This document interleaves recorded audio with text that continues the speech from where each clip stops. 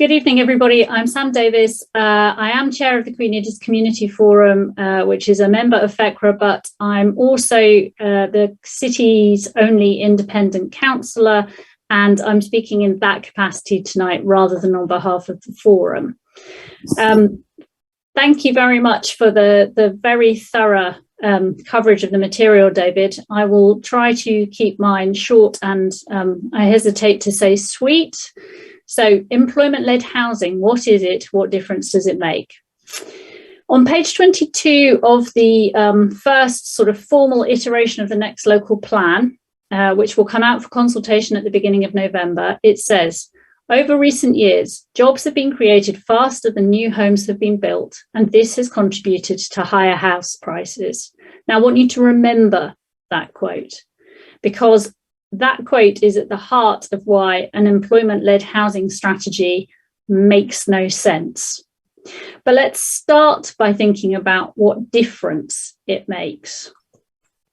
It makes a lot of difference. An employment-led housing strategy means instead of starting with a number of houses and then working out how many jobs would be built, which would flow from that, which is what is referred to as the standard method. Under exceptional circumstances, you are allowed to apply an employment-led formula whereby you start with the number of jobs that you're expecting to be created and then calculate the number of homes to support them. And if you apply those in Greater Cambridge, which is the city and South Cambs for the purposes of the next local plan, till 2040, this is the difference in the numbers that it brings you. 36,000 under the standard method, nearly 49,000 under the employment-led formula. And remember that 49,000 homes is based on a medium jobs growth forecast.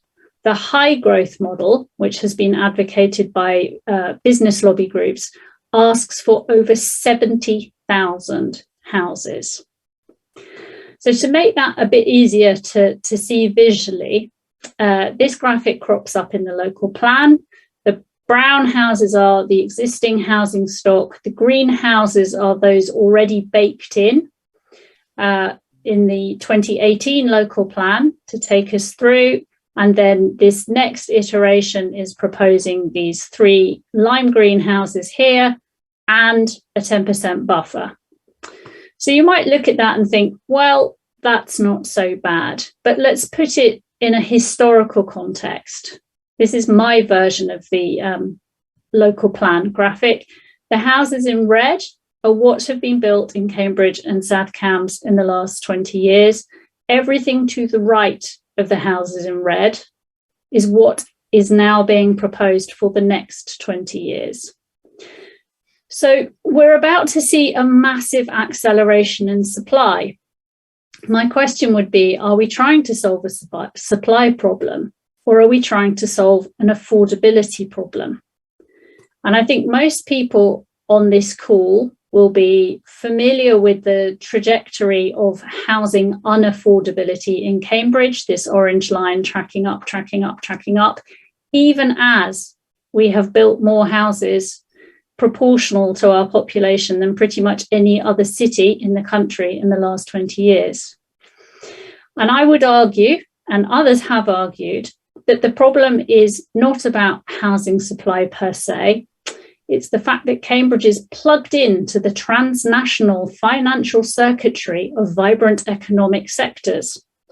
Or to put it another way, the laws of supply and demand no longer apply to the Cambridge housing market.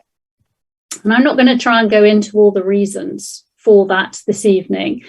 But what I would suggest is if you Google the Cambridge Commons presentation made by Deborah Potts in April this year, there's an excellent explanation of all the reasons why supply and demand no longer work here. Basically, you have highly mobile global capital looking for the best investment destination. It is nothing to do with need for local people to be accommodated. So what is the problem the next local plan is trying to solve? If you remember the quote at the beginning, the justification was that we've had more jobs than we've had houses, and that has affected the affordability. What we're proposing, apparently, is to perpetuate that. 58,000 jobs, 44,000 houses. And none of that takes account of Cambridge's increasing role, for example, as a London commuter satellite. We're creating a Ponzi scheme. We create jobs, people want to move here. And then they need somewhere to live. And then we need to build more houses. One consequence of a place generating more and better paid jobs is more people moving to the city to access them. And the question really I'm going to leave you with tonight is, who benefits? Why are we doing this?